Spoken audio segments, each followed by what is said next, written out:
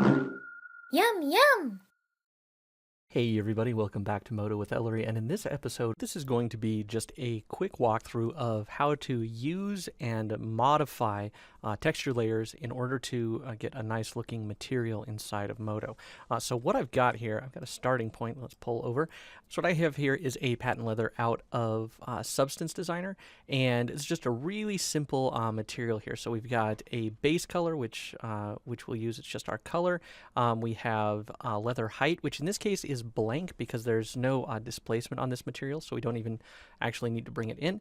There is a metallic layer, which in this case is just a dark gray that's going to be handled by the material inside of Modo, so we can leave that out as well. And then we have a normal map and a roughness map, both of which we're going to make some edits to in order to get something that's a little bit more powerful and adjustable inside of Modo. So what I'm going to do is just kind of pull these off to the side here, and I'm just going to be grabbing the base color, the normal, and the roughness. And I've got this scene here. It's just a simple scene with HDR lighting and a shadow catcher. One of the Modo stock content presets from the cloud assets. So I'm just going to grab all three of these and drag and drop those into the ball layer here. And they'll drop it and they'll populate, of course, all as diffuse color. And we're going to switch them to the appropriate channels, which are going to be diffuse color, normal, and roughness. And then we'll go on from there. So everything's getting loaded in right now. And there we go. And at the moment, what I'm going to do here is I'm going to pause my render here in preview render so that I don't have to worry about that trying to update as I'm changing different material settings here. So let's start here with roughness, which I'm going to click and change this over to roughness. And then I'll also do the same thing with the normal and change that over to normal.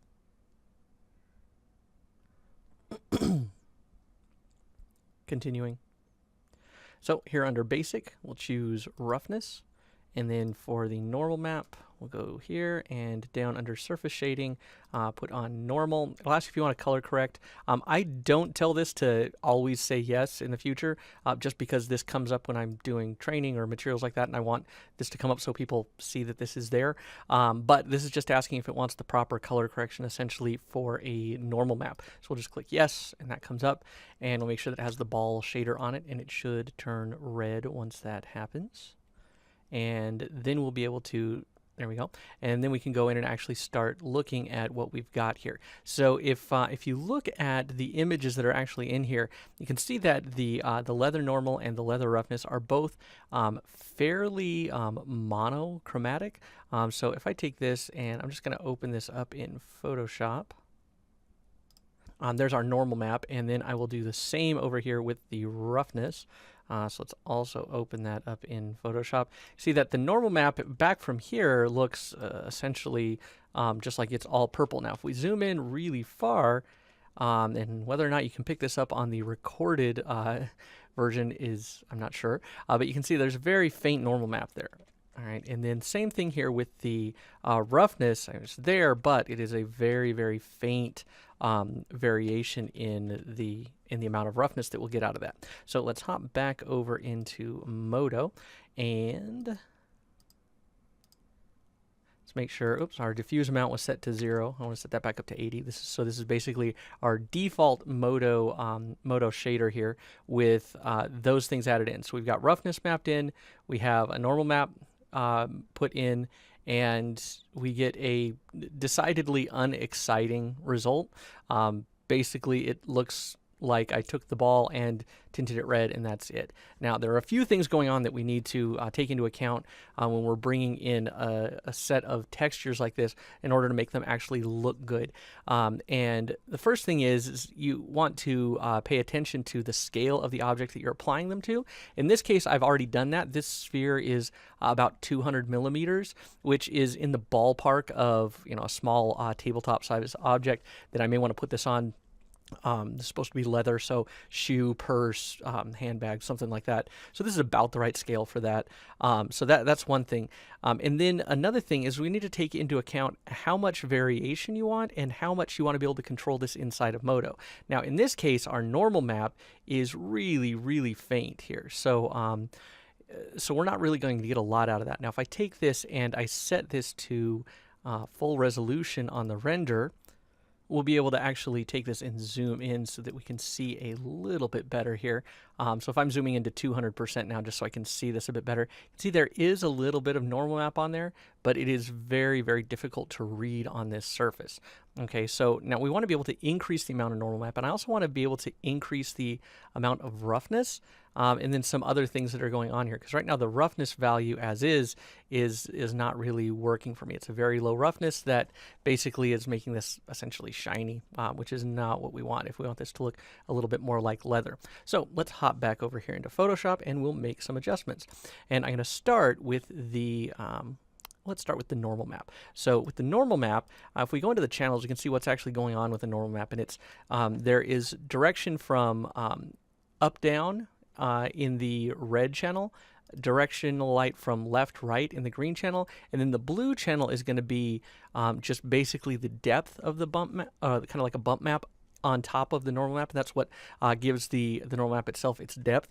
Now if we look in here and I bring up my info, basically we'll see that this is all white.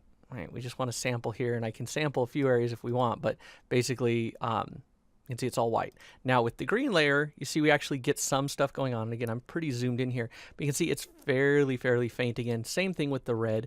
Now since I don't have anything in the blue, I don't really have anything to amplify in this case. But what I can do is I can increase the depth of the red and the green so that I get a bit more out of them. I'm going to do that with levels. So Control L to give me my levels adjustments, and you see that all of my color information is right around 50% gray. So what I'm going to do is I'm going to pull in my blacks. Let's go to 80 about, and then I'm going to pull down my blacks here, which will go, 160 something. Basically what I'm looking for is keeping the midtones kind of lined up with the center there, so that I'm not offsetting this any, but I am increasing the contrast. Now, I could go a bit more than that, but I think this will illustrate the point. Let's do the same thing here in the red channel. So again, levels, again, I'm going to go up to about 80 here.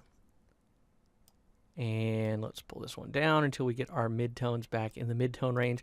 And now when I go back to my RGB, lo and behold, you actually start to see this pattern a bit more. Even zoomed out now, we start to see not only the very fine grain patterns, but some larger scale things going on as well. All right, so what I'm going to do is I'm going to go over and save this. And I'm going to call this normal 2, so I'm not saving over my original. And let's click OK. And then we'll do the same kind of thing here with our roughness. And all I really care about doing here is increasing the contrast. I'm not super worried about where the midpoint lies in this case. And this is going to look super loud, noisy. That's okay, because this and this amount of contrast will allow us to have much better adjustments inside of Modo, and it will allow us to drive things with far more granularity than we would if we were just to drop on a map and then make some tweaks to the map inside of Modo. So let's go ahead and click OK. Save as, and we'll call this roughness 2. And we'll click OK. And now we'll actually be able to go ahead and use these. So I've got my normal 2 and my roughness 2. They're there in the same folder. So let's just move this off to the side, and we'll go back into Modo. All right, so here inside of Modo, once again, I'm going to pause my rendering because I don't want to sit around and wait for this to update while I'm trying to adjust stuff. Let's start with the roughness, because that's going to be a little bit more pronounced before I add on the normal map. So I'm going to take my roughness that I have here. And so from here, I want to go in and I'm going to choose roughness 2 instead of just roughness there. And we'll go ahead and click open. And that's going to apply. And then we'll go ahead and unpause our render. And at first, this is going to look a little on the weird side. It's going to be super contrasty. But what we want to do is take this and use this to modulate an underlying roughness value, which we can set on the material itself. And then we have something that's much easier to fine-tune here in our render. So we'll give this a second to update. And there we go. And you can see already at very least, the shininess of the ball is gone here. Now, this is a little bit overdone now, but what we can do is go ahead and make some changes here by changing the blend mode from normal to multiply. And now what this is doing is it's taking these color values which if we pull up here, we can see the image again. It's taking these color values and it's applying those where white areas are going to have the full amount of roughness of our base layer, and black areas are going to have 0%, and everything in between gets a variation of the roughness that's underneath. So what I'm going to do now is going to make some tweaks to the actual roughness of the material itself, and then we'll be able to actually see the full effect of this adjusted texture layer. So let's go down to our material here. And I'm going to set this from the default, which is 40, up to, let's try 70%. So let's go to the material layer here. 40, we'll change up to 70.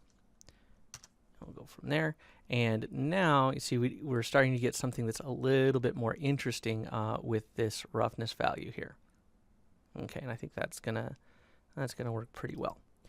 And now one other thing that I want to do here, I'm noticing I'm getting some stretching here, and upon further inspection I realized that the texture locator is set to cubic. I want to make sure that's on UV map, and that my texture UV, which is the UV that comes on this sphere, it's just a Modo primitive sphere, by default is what we want to put on there. So this won't change the actual effect of anything here, but it will change the mapping so that we get something a little bit cleaner. There we go. So now we actually see the areas on there more accurately instead of just being stamped on in a cubic fashion. So there we go. So now we see the real variation of the roughness, and we can go in and fine tune this pretty easily just by adjusting the roughness values in the material itself, and then we can multiply with this. All right, so let's move on then and look at the normal map, because now we've taken this normal map and we've got a newer one, which I'm going to go ahead and load in here. So again, we'll go in here, add clip, load image, and we'll bring in the leather normal 2 and replace this here. So we go here, leather normal 2, update. And now we'll see that we get the same message here asking us about the normal color space. If you're doing this on your own, you can always just go ahead and click always yes. I am just going to click yes, and that way we'll start to get our actual normal shaded the way it's supposed to. So there we go, and now we can actually look here and we start to see some little bits of changes in the surface. So the normal map is actually doing something now. Now at its original levels, it really wasn't giving us any kind of depth to the material. Now if you want something extremely subtle, that's fine, but you can take this kind of a normal map and you can very easily decrease the amount of depth it has simply by taking the opacity and starting to duck it back a little bit. Whereas if you've got something where there's just nothing really going on, it's too faint to actually read on the surface, then you're kind of stuck. It's a lot harder to multiply and get more out of your surface inside of Modo than it is to take something and tone it down a little bit for the most part. So that's kind of the basic overview of what we've got going on here with this kind of a material setup with these layers. So just having your roughness, your normal, and your base color. Now there are a couple of things that you may want to do depending on the surface that you're working with in order to get, again, just a bit more out of it. And one is going to be taking your base color and duplicating that into your specular color, and then also maybe blending that down. So here, let's take and zoom this out just a little bit there. And so what I'm going to do is I'm going to take my base color here. Let's go ahead and pause our render. Right click, and I'm going to create an instance of this because I want to, if I want to make any changes to the base color, I want this to go along for the right as well. And let's change this from the diffuse color to our specular color, and I'm going to start just by leaving the opacity at 100%, but you'll see that all of these areas here are going to get very, very knocked back and will look much less reflective, which could be an issue that you want if you want something to be very subtle on your reflections. But if you want something that looks like a bit more of a shiny leather in this case, we can go back and adjust this opacity down to bring back some of the lighter colored reflections that are existing in this version here that we're seeing before it updates. So there you can see that it is now much, much more subtle, and we have this hot spot. The hot spot is actually tinted red. So this is a little bit overdone for what I'm doing. this would be better if we're looking for something that is a more porous surface, something like a kind of fabric or something like that. But in the case of the leather, I want a little bit more kind of shininess to it. So I'm going to duck this back to maybe 20%. And what that's going to do is give us a little bit of tint on those reflections, so they're not quite so crazy, not so bright. And then also it will help it kind of blend into the surface a little bit more. So two other little changes that I'm going to make here. And these are both going to be ones that are going to depend on the surface that you're working on. In this case, when I have very kind of small fine-tuned adjustments in different areas across the surface, very subtle modulation, I like to change up the anti-aliasing filter, and the preview render will support that if you're in any of the newer versions of Modo. I believe 901, but any of the ones of the last couple years for sure.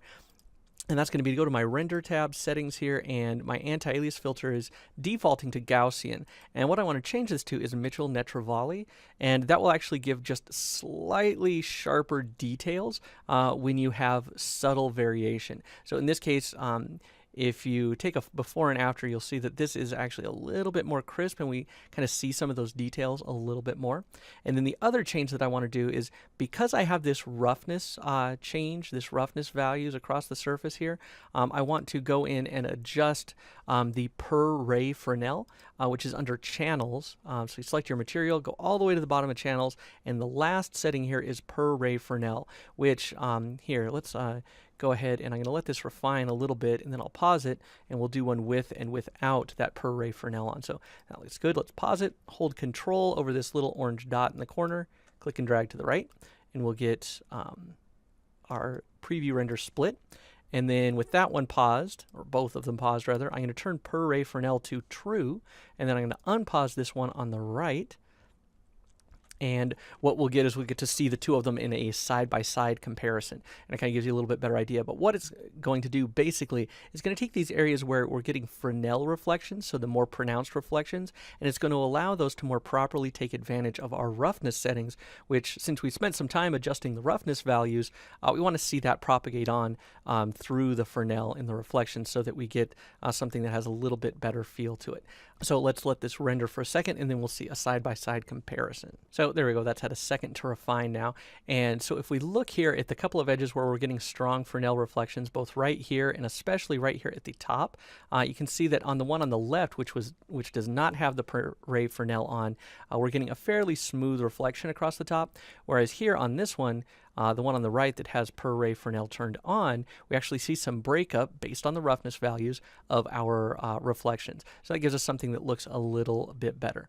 Now, one last thing that I'll throw in here just is something that you may find of use, is adding a little bit of a gradient with incidence angle in order to kind of taper off the amount of color that you get at the edges. So this is again going to mimic the way light is going to be absorbed more as you're looking at something edge long with that Fresnel effect, as opposed to straight on. So once again, like usual here, I'm going to pause this one here, and actually I've got them both paused. I'm going to unpause the one on the left so that we can see before and after right next to each other here. And I'm going to go ahead and add on, under processing, a gradient.